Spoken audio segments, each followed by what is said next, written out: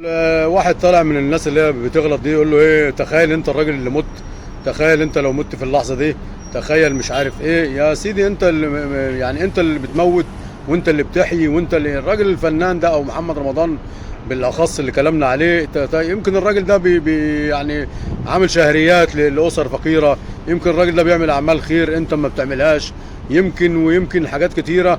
انا مش بحلل ولا بحرم ولا لي دعوه بموضوع الفن ده زي ما قلت لحضرتك.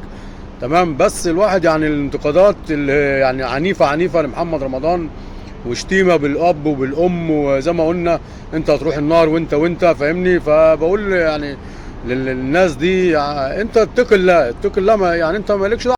السلام عليكم ورحمة الله وبركاته، أحبائنا الكرام، أسعد الله أوقاتكم أينما كنتم. يتجدد اللقاء والموعد مع حضراتكم، وخلينا نتكلم يعني نخرج عن سياق المحتويات بتاعتنا أو المحتوى بتاعنا وهو كرة القدم. وعاوز أتكلم، كنت من فترة كده كنت عايز اتكلم على محمد رمضان.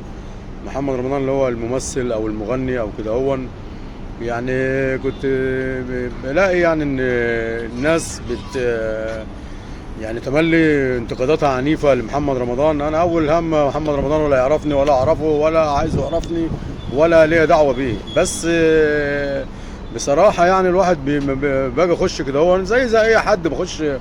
اما محمد رمضان مثلا، ولا بتفرج على مسلسلات ولا ليا دعوه باغانيه ولا اي حاجه، عشان ايه تفهم الكلام كده ايه من الاول. يعني ماليش في محمد رمضان اساسا.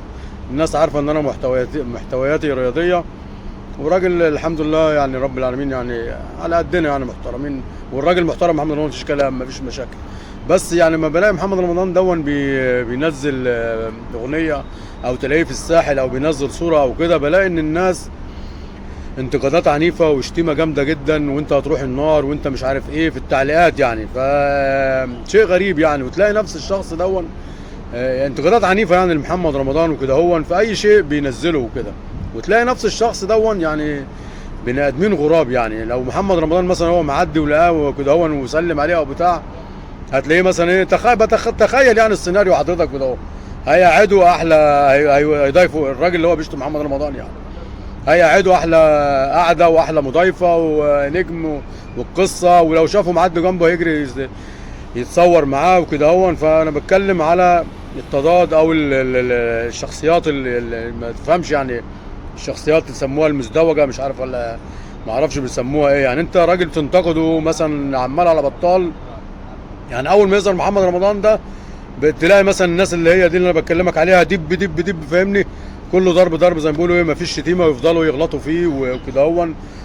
فقبل اي شيء طبعا انا اسف ان انا ما عزتش الراجل اللي هو بتاع الامن، او الراجل اللي كان مسؤول اللي هو تامين الحفله بتاعت الساحل. بقول له البقاء لله، يعني بقول لاهله البقاء لله، وربنا يرحمه يعني ويتغمده ايه بواسع رحمته وكده هو. فحتى كان محمد رمضان من يومين منزل الراجل بيتكلم وبيقول انا وقفت معاه لحد ما الحفله خلصت، وايه يعني وارد اي حد بيموت في سريره، في حفله، في بحر، في بتاع، ده بتاع ربنا. فبرضه تلاقي الناس داخله دب دب دب في محمد رمضان، برضه شتيمه وغلط وتمام. فما اعرفش الناس دي ايه بصراحه، يعني ناس غريبه يعني ايه، وانت هتروح النار وانت مش عارف هتتعذب اشد عذاب ليه، يعني ما اعرفش.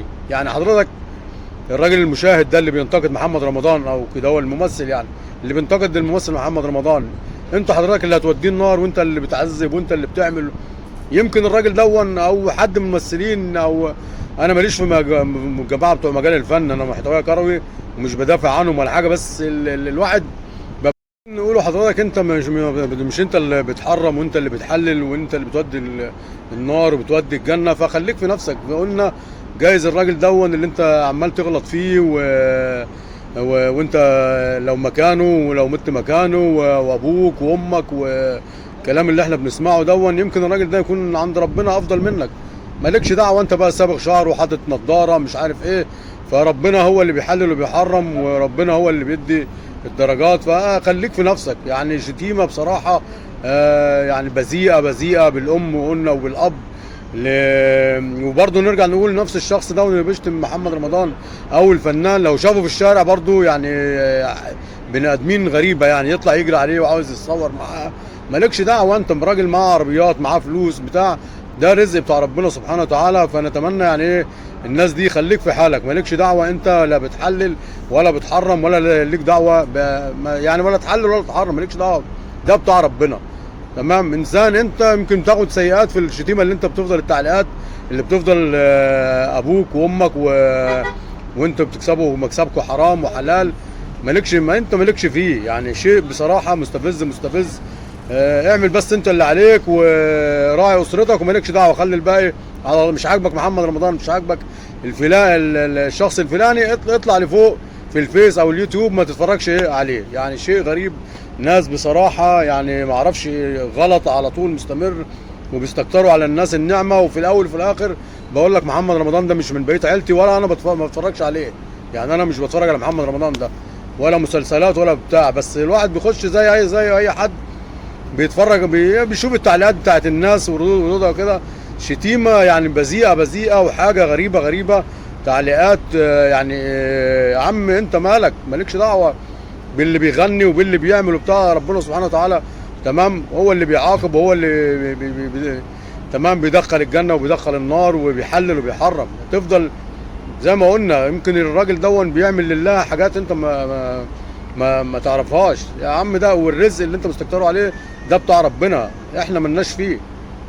وفي الاول وفي الاخر برضو بقول لك انا محمد رمضان ده ما اتفرجش عليه ولا في اغاني ولا في مسلسلات ولا حاجه، بس يعني كان من بدري عايز اتكلم على حاله محمد رمضان دي، والناس اللي هو ايه تضاد في الشخصيات وكده، هو يشتموا مثلا او بتاع، ولو لقاه في الشارع يطلع يجري عليه. يعني نتقي الله، ما سيب الملك للمالك. ربنا يهدينا جميعا تمام، وربنا يرحم الراجل بتاع كان بيأمن الحفله ويسكنوا فسيح جناته. ربنا يهدينا جميعا، والناس اللي بتفضل تخش كده للناس على التعليقات وتحلل وتحرم، ربنا يهديها. السلام عليكم ورحمه الله وبركاته، والكوره مع نصر الله.